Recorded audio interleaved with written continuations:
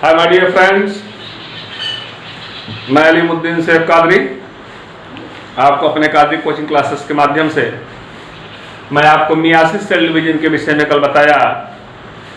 आज मैं आपको इन सारे पॉइंट्स के सिग्निफिकेंस के विषय में बताने चल रहा हूं कि इनका सिग्निफिकेंस क्या है, इनकी पहचान क्या है। तो आपने फिगर के माध्यम से, जो आपको फिगर देख रहे हैं, इस फिगर के माध्यम से आपने देखा कि मियासिस के हमने दो पार्ट कर दिए थे। एक को हमने कहा था कि ये जो है पहला पार्ट इसका जो है, इसका नाम दिया गया मियासिस सेल डिवीजन का, सूत्री कोशिका विभाजन का। इसको कहा गया हेटेरोसाइक्लिक क्लीवेज पहले को, और दूसरे को कहा गया होमोसाइक्लिक क्लीवेज। पहला जो हेटेरोसाइक्लिक क्लीवेज है, इस हेटेरोसाइक्लिक क्लीवेज में आप लोग ने देखा कि जो डिवीजन हो रहा है वह इक्वेशनल डिवीजन नहीं है, हाफ डिवीजन है। अर्थात नंबर ऑफ क्रोमोसोम हाफ हो जाएंगे।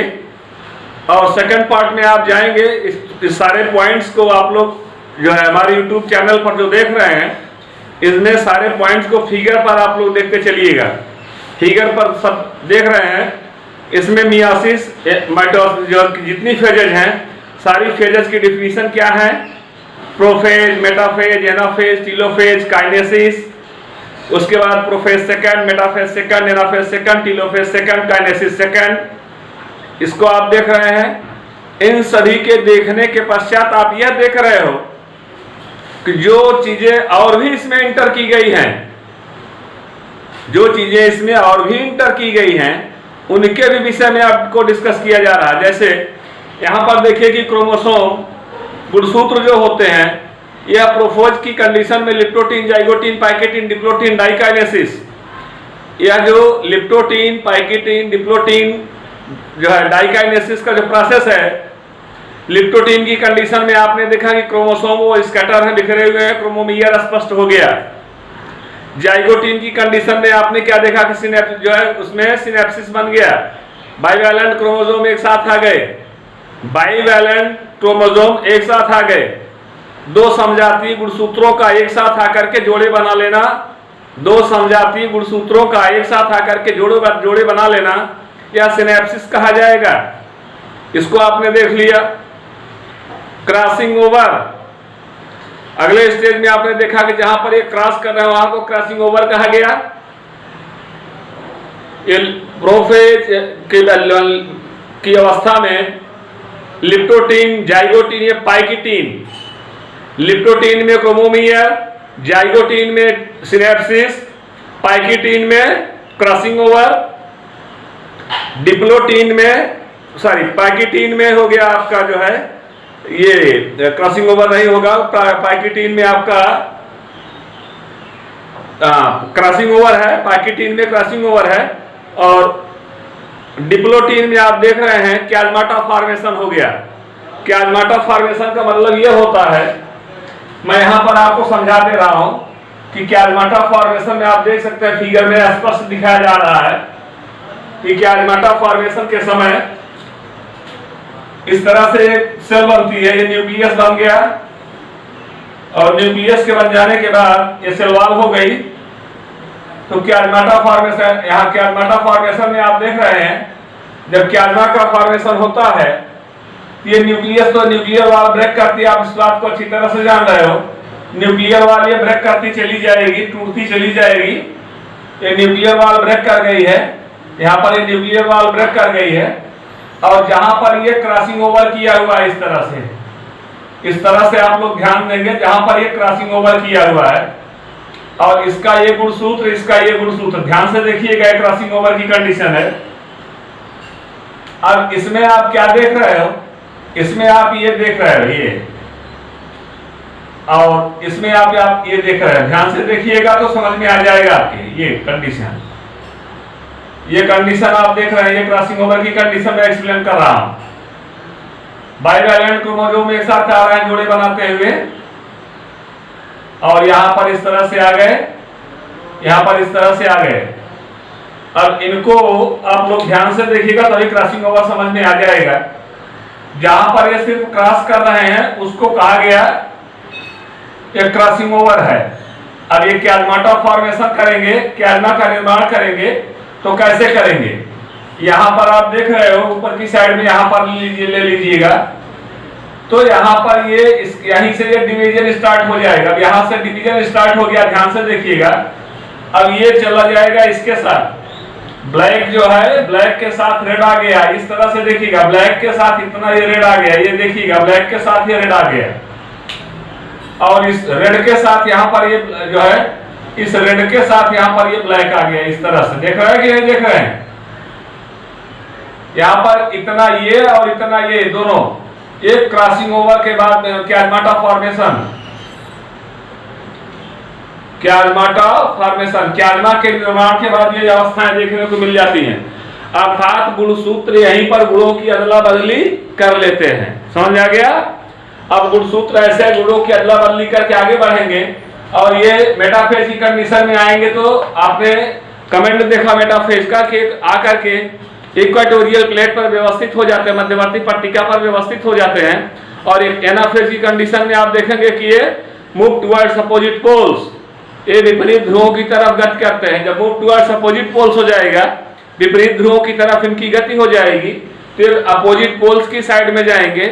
अपोजिट पोल्स की साइड में कब जाएंगे? जब इनके स्पाइंडल फाइबर शॉर्ट और थिक होंगे, जब इनके spindle fibre short and thick होंगे, छोटे और मोटे होंगे, एक खींच करके अपोजिट पोल्स की साइड में जाना प्रारंभ कर देंगे। जब ये अपोजिट पोल्स की साइड में जाना प्रारंभ कर दे रहे हैं, ऐसी कंडीशन में ये पोलराइज हो रहे हैं, ध्रुवीकृत हो रहे हैं। अब इसमें पोलराइजेशन की क्रिया स्टार्ट हो गई है, ध्रुवीकरण की क्रिया स्टार्ट हो गई है, और जब ये ध्रुवीकृत हो जाते हैं तो एनाफेज की कंडीशन में अपने अपोजिट पोल्स पर पहुंच जाएंगे। एनाफेज की कंडीशन में जब अपोजिट पोल पर पहुंचेंगे तो वहां पर फिर से आपने देखा कि ये न्यूक्लियस और न्यूक्लियोलस ये प्रिपेयर होते हैं आने के लिए टीलोफेज की कंडीशन में। टीलोफेज की कंडीशन में ये गुणसूत्र जो गुणों की अदला बदली किया हुआ है, जो गुणों की अदला बदली किया हुआ है, यही गुणसूत्र क्या करता है कि ये पूरी तरह से, यही जो गुणों की अदला बदली किया हुआ है, यही गुणसूत्र पूरी तरह से या पूरी कोशिका में जो है फैल जाएगा समान रूप से। न्यूक्लियस दिखाई देने लगेगा, न्यूक्लियोलस दिखाई देने लगेगा, और सेल प्लेट मेथड से सेल डिवाइड हो जाएगी, या सेल ग्रुप मेथड से सेल डिवाइड हो जाएगी। एक से दो सेल बन गई। अब यही जो दो सेल बनी हुई है, जो दो सेल बनी हुई है, अब यही दो सेल जो है ये धीरे धीरे फिर से अंदर to other cells formation start करेगी। फिर से इसमें अब यहाँ पर जो है या होमोलिटिक क्लीवेज स्टार्ट हो जाए। अब तक हेटेरोलिटिक क्लीवेज चल रहा था, अब इसके बाद होमोलिटिक क्लीवेज चलेगा, सम विभाजन चलेगा। विषम विभाजन में आपने देखा कि गुणसूत्र अलग अलग आए, सम विभाजन में गुणसूत्रों की संख्या क्या हो जाएगी? बराबर हो जाएगी। तो यहाँ पर यह स्पष्ट हो गया कि गुणसूत्र अपने जनकी कोशिकाओं के आधे हो गए, पहले ही डिवीजन में आधे हो गए। सेकंड एक जो है वो क्या है? सेकंड डिवीजन जो है वो होमोलिटिक क्लीवेज है, जो जैसे था उसी प्रकार से चला जाएगा दो अंदर सेल में। तो दो जो पहली कोशिका है उसको हम जनकी कोशिकाएं मान ले रहे हैं जो उत्पन्न हुई हैं, जो बाद की उत्पन्न होने वाली कोशिकाएं हैं वो पुत्री कोशिकाएं हैं। तो एक एक पुत्री कोशिका फिर दो दो कोशिकाओं को जन्म देगी, तो दो पुत्री कोशिकाएं हैं तो चार अदर पुत्री कोशिकाओं को जन्म दे देंगी। अब जो पूर्ववर्ती पुत्री कोशिका है वो मदर सेल का वर्क करेगी, मदर सेल बोली जाएगी। जो अंदर टू सेल्स है उसको डॉटर सेल बोला जाएगा। इस प्रकार से इसमें दो बार जो है पैरेंटल सेल आएंगे और दो बार डॉटर सेल आएंगे।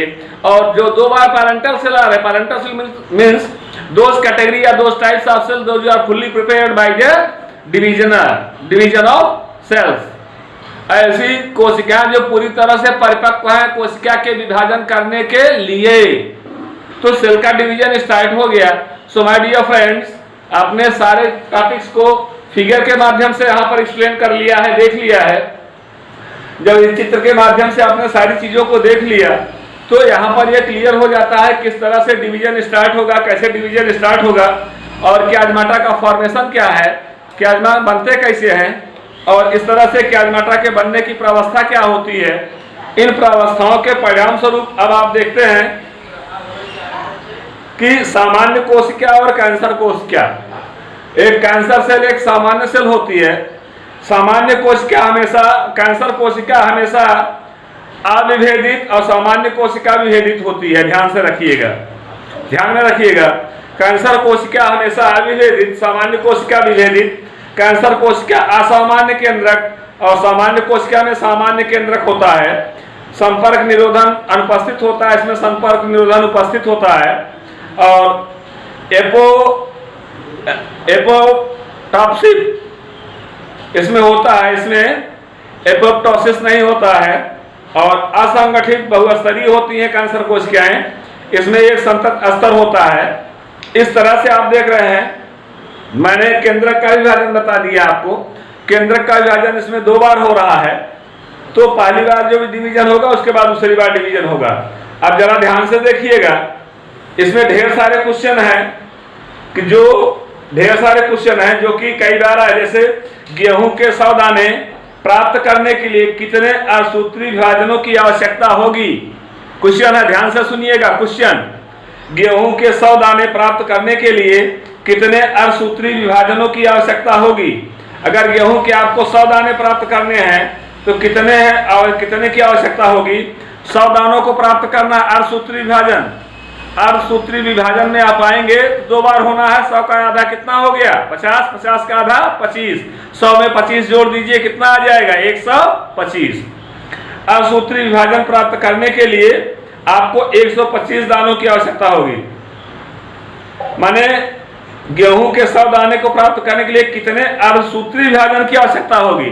125 बार अगर अर्धसूत्री विभाजन होगा, 125 टाइम्स अगर जो है मियासिस सेल डिवीजन हो रहा है, तो 120 टाइम्स मियासिस सेल डिवीजन होने पर ये जो है ये 100 सीड्स इसमें आपको आसानी से मिल जाएंगे।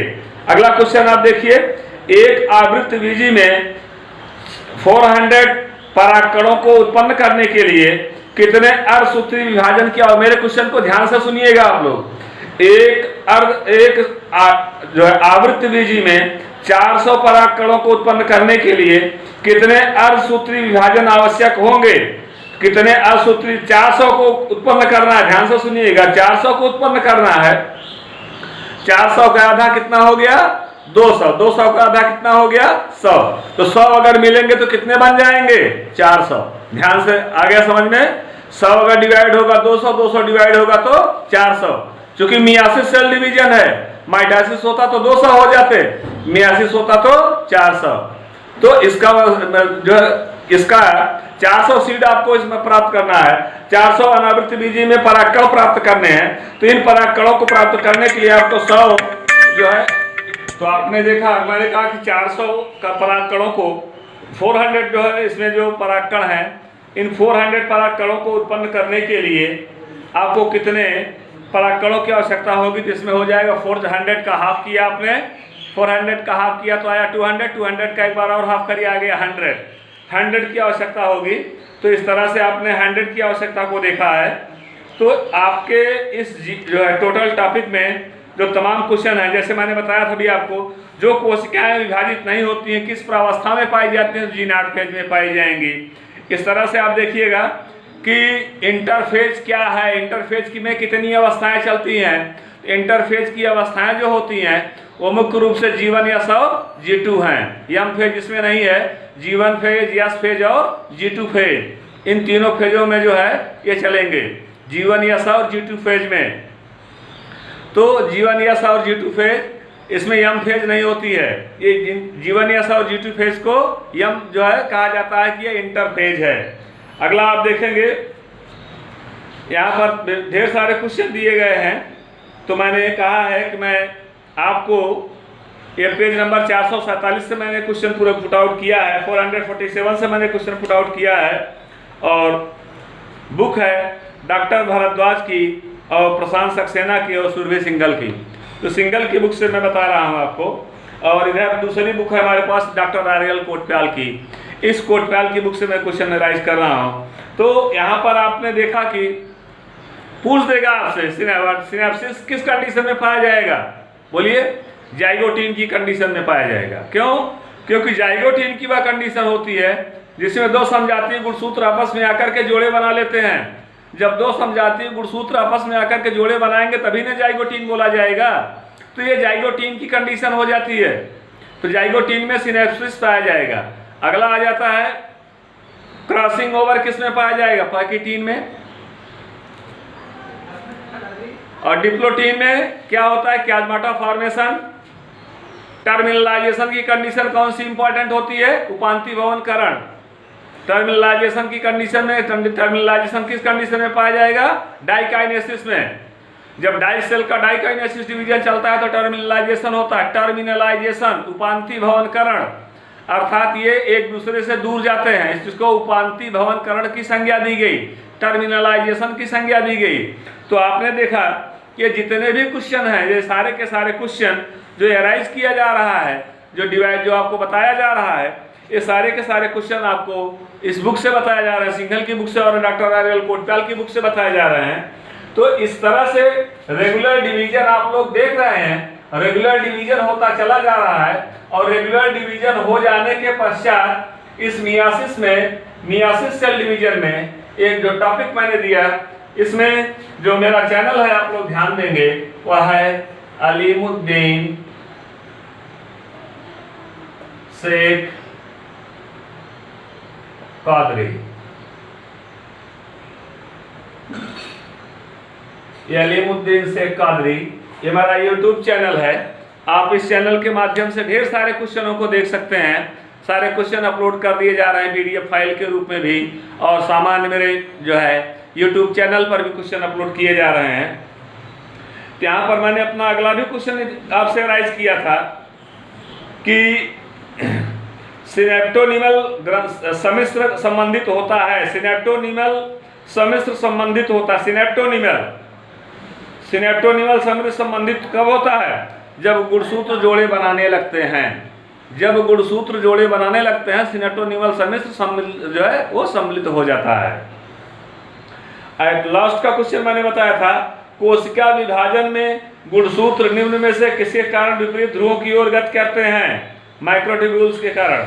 अर्थात जो पारगति क्रम होता है, पारगति क्रम में ये सारी अवस्थाएं दिखाई जाती हैं। टर्मिनलाइजेशन की कंडीशन में ये सारी अवस्थाएं दिखाई जाती हैं। उपांति भवनकरण की कंडीशन में ही ये सारी अवस्थाएं दिखाई जाती हैं। जहाँ पर टर्मिनलाइजेशन होगा, उपांति भवनकरण होगा, वहीं पर ये सारी अवस्थाएं दिखाई जाएंगी। तो इस तरह से आप देख सकते हैं G1, S और G2 ये तीनों अवस्थाएं किस जो है किसका लक्षण है? यह इंटरफेस का लक्षण है। G1, S और G2 ये तीनों अवस्थाएं ये इंटरफेस का लक्षण है। तो आप इन सारी चीज़ों को देखते रहिएगा। माने यहाँ पर प्रोफेज फर्स्ट, मेटाफेज फर्स्ट, मेटाप्रोफेज से समरी देख लीजिएगा। प्रोफेज में क्रोमोसोम में बिखरेगा, मेटाफेज में क्रोमोसोम जो है प्रोफेज की लास्ट कंडीशन में ये थिक हो जाएगा, मोटा हो जाएगा। मेटाफेज में इक्वाटोरियल प्लेट पर आ जाएगा। एनाफेज में एक जो है क्या करेगा? क्रॉसिंग ओवर करेगा। और एनाफेज के बाद टीलोफेज आएगा। टीलोफेज में क्याजमाटा फॉर्मेशन करेगा, और क्याजमाटा फॉर्मेशन के थ्रू ये डिवाइड होना स्टार्ट करेगा, टर्मिनलाइज होना स्टार्ट करेगा, टर्मिनल पर विपरीत ध्रुवों पर जाना प्रारंभ कर देगा। जब ये विपरीत ध्रुवों पर जाना प्रारंभ कर देते हैं, जिस प्रक्रिया को बोला जाता है ये टर्मिनलाइजेशन है, उपांति भवनकरण है। तो आपने देखा किस तरह से ये प्रोसेस लगातार चलता रहेगा, और इन प्रोसेस के चलते रहने से आप जो है सेल का डिवीजन, फर्स्ट डिवीजन पूरा हो जाता है। और फर्स्ट डिवीजन पूरा होने में जो टाइम ऑफ इंटरवल लग रहा है, जो समय अंतराल लग रहा है, वह 2 आवर्स में ही आपको फर्स्ट और सेकंड दोनों डिवीजन चलेंगे। तो फर्स्ट डिवीजन जो चलता है उसको फर्स्ट मियासिस सेल डिवीजन बोला जाता है, और जो सेकंड चलता है उसको सेकंड मियासिस सेल डिवीजन बोला जाता है। तो फर्स्ट मियासिस सेल डिवीजन में ये हाफ होंगे, सेकंड मियासिस सेल डिवीजन में भी हाफ हो जाएंगे। तो ये 2 बार हाफ हो रहे हैं। इसका मतलब हो गया, पहली देखिएगा, पहली बार ये हाफ हो गए, हाफ का फिर हाफ हो गए, तो ये हाफ का हाफ कर दिया गया, बाई 2 कर दिया गया, तो हो जाएगा 4। इसका मतलब हो गया कि ये 4 टाइम्स, कितने टाइम्स? 4 टाइम्स, 4 बार इसमें जो है चार माने पहली बार से 2 फॉर्मेशन हुई है, दूसरी बार 4 फॉर्मेशन होगी। तो आपने इस डिवीजन में क्या देखा? इसमें 4 सेल का फॉर्मेशन हो जाता है। जो 4 सेल का फॉर्मेशन होता है, जो 4 जो है कोशिकाएं इसमें बनती हैं, यह गुणसूत्रों की संख्या में देखा गया कि अपने जनकी गुणसूत्रों की संख्या की आधी होती हैं, अपने मातृ गुणसूत्रों की संख्या की आधी होती हैं। तो इस तरह से आपने देखा कि ये लगातार इस तरह का डिवीजन चलता जाएगा और गुणसूत्रों की संख्या इनकी आधी हो जाएगी। तो आपका ये लेसन मैंने अपने क्वाड्री कोचिंग क्लासेस के माध्यम से कंप्लीट कर दिया है, पूरा कर दिया है। अब मैं आपसे ये चाहूँगा कि आप लोग इस पूरे के पूरे लेसन को, जिसको पढ़ने के लिए मेरा जो सेल का डिवीजन मियासिस सेल डिवीजन है, पार्ट 1, पार्ट 2, पार्ट 3, ध्यान दीजिएगा, मैंने अपने इस पूरे लेक्चर को 3 पार्ट में डिवाइड किया है, पार्ट 1, पार्ट 2, पार्ट 3। ये मेरा पार्ट 3 का लेक्चर, पार्ट 3 के तीनों लेक्चरों को मैं लिंक दे रहा हूँ कि मेरा जो ये लिंक आप जब टच करेंगे तो मेरा वो चैप्टर जो है वो खुल जाएगा, वो पार्ट हमारा खुल जाएगा और उस पार्ट को स्टडी करेंगे। पार्ट वाइज अगर आप स्टडी कर रहे हो तो एट लास्ट में चल करके आपको माइटोसिस क्या है और मियासिस क्या है, दोनों में डिफरेंस क्या होते हैं, दोनों में समानताएं क्या होती हैं और अंतर क्या होते हैं, सिमिलरिटीज़ क्या है, डिससिमिलरिटीज़ क्या है, समानता क्या है और अंतर क्या है, सारी चीज़ें आपको मिल जाएंगी। और जो भी फिगर देखना चाहते हैं आप लोग, वह सारे के सारे फिगर हमारे इस चैनल पर, हमारे इस जो है YouTube के माध्यम से जो मैं आज का जो हमारा लेक्चर है, इस हमारे लेक्चर में आप लोग सिर्फ और सिर्फ आप देख रहे हैं, ये फिगर देख रहे हैं। इसमें प्रोफेज फर्स्ट का, मेटाफेज फर्स्ट का, एनाफेज फर्स्ट का, टीलोफेज फर्स्ट का, काइनेसिस फर्स्ट का फिगर आप देख रहे हैं। काइनेसिस फर्स्ट में 2 सेल का फॉर्मेशन हुआ है। काइनेसिस फर्स्ट के बाद फिर से ये प्रोफेज सेकेंड आ जाएगी, prophase second, metaphase second, anaphase second, telophase second, kinesis second. इस तरह से काइनेसिस सेकेंड में जाकर के, एट लास्ट में जाकर के यहाँ पर टोटल का सेल का जो फॉर्मेशन होता है, वह सेल का फॉर्मेशन कितना होता है, वह सेल का फॉर्मेशन 4 हो जाता है, 4 सेल फॉर्म हो जाती हैं। आपने देखा कि इस तरह से माइटोसिस के केस में ओनली 2 सेल्स होती हैं जो कि अपने पेरेंट्स के जस्ट लाइक इक्वल होती हैं, लेकिन मियासिस के केस में 4 सेल फॉर्मेशन होता है और 4 सेल फॉर्मेशन में आपने देखा कि नंबर ऑफ क्रोमोसोम अपने पेरेंट सेल के आधे हो जाते हैं, अपने जनकी कोशिकाओं के आधे हो जाते हैं। तो इस तरह से आपने देखा कि सेल का फॉर्मेशन होता है। तो यहाँ तक के लिए, तब तक के लिए मैं आपको समझा दे रहा हूँ कि सारे टॉपिक को स्टडी करने के लिए मेरा जो यूट्यूब चैनल है अलीमुद्दीन शेख कादरी, और मेरा जो कोचिंग क्लासेस है अलीमुद्दीन कादरी कोचिंग क्लासेस, आप लोग मेरे इस यूट्यूब चैनल से अलीमुद्दीन शेख कादरी के माध्यम से आप लोग सारे टॉपिक को देख करके डिस्कस कर सकते हैं, पढ़ सकते हैं। यदि इस पर भी कहीं पर कोई कमेंट, कोई प्रॉब्लम क्रिएट हो रही है तो आप हमसे, हमारे व्हाट्सएप नंबर पर मैंने दिया है, आप सभी को कई बार मैंने व्हाट्सएप नंबर अपना बताया है कि 9919529090। अब हमारे इस व्हाट्सएप नंबर पर आप लोग जो है क्वेश्चन अपना जो है पूछ सकते हैं। अगर अपना क्वेश्चन आप मुझसे राइज करेंगे, पूछेंगे, उसका जवाब मैं आपको बुक से दूंगा। कहाँ से दे रहा हूँ, किस बुक से दे रहा हूँ, वो सारा का सारा टॉपिक मैं आपके जो है आपके नंबर पर भेज दूंगा। तो इस तरह से आप लोग पूरी तरह से ध्यान दीजिएगा, पढ़िएगा, रटिएगा। और ये टॉपिक हमने कहा बहुत ही इंपॉर्टेंट है, सेल डिवीजन। तो हमारा अगला टॉपिक, अगला लेक्चर नेक्स्ट डे होगा। तब तक के लिए थैंक यू, आप सभी के लिए धन्यवाद। और मैं इस आशा के साथ धन्यवाद देता हूँ, आप सभी लोग मेरे इस टॉपिक को पूरी तरह से तैयार करेंगे। जितना ज़्यादा से ज़्यादा हो सके आप लोग मेरे इस चैनल को लाइक करिए, शेयर करिए, सब्सक्राइब करिए। और सब्सक्राइब करने के बाद आप लोग जो है जितना सब्सक्राइब करेंगे ये मेरा चैनल उतना ही ज़्यादा प्रोसीड करेगा, बढ़ेगा। ये सारी चीज़ें, इस बात का भी आप लोग ध्यान रखिएगा कि ये कोरोना वायरस जिसके विषय मुझे आपको बताना है अभी, कि वायरस का अटैक बहुत तेज़ी के साथ बढ़ रहा है। तो हमेशा मास्क पहने, पूरी तरह से सुरक्षित रहें। मैं ये सारी चीज़ें आपको अपने सेंट जेवियर स्कूल के माध्यम से मैं आपको बता रहा हूँ। फादर स्टालिन का जो दिया हुआ जो थॉट है, उन्हीं के थॉट को मैं बता रहा हूँ। उनकी जो थीसिस है, उसी थीसिस के बेस पर मैं आपको बता रहा हूँ। यह थीसिस जो फादर स्टालिन ने, हमारे प्रिंसिपल सर, इन्होंने जो दिया है थीसिस, उसी के माध्यम से मैं आपको बता रहा हूँ कि आप सभी प्रणाम करिएगा, हाथ नहीं मिलाना, इसमें मास्क लगाइए। और हमेशा जो है घर के अंदर आप जितना ही ज़्यादा सेफ रहेंगे, सुरक्षित रहेंगे। आप घर के अंदर रहेंगे तो सुरक्षित रहेंगे। आपको मिलना है तो आप मिलने के लिए उस विषय में आपको ध्यान देना होगा कि हमको कब और कहाँ और कैसे मिलना है। लेकिन मिलने पर ध्यान दीजिएगा कि आपका कांटेक्ट नहीं होना चाहिए। तो इस तरह से मैंने अपने सारे टॉपिक को समाप्त कर दिया है। अब जो है हमारा अगला टॉपिक होगा जो है वो प्लांट में सेल का डिवीजन। प्लांट में सेल का जो है वो सेल से उसके न्यूट्रिएंट्स का जो है ऊपर की साइड तक पहुँचना जो है, और फिर वहाँ से भोजन जो बन जाएगा, भोजन किस तरह से पौधे तक पहुँचाया जाता है, इन सारी प्रक्रियाओं का अध्ययन किया जाएगा। लेकिन तब तक के लिए आप लोग मेरे इस पार्ट 1, पार्ट 2, पार्ट 3 को पूरी तरह से अध्ययन कर लीजिएगा। तब तक के लिए धन्यवाद।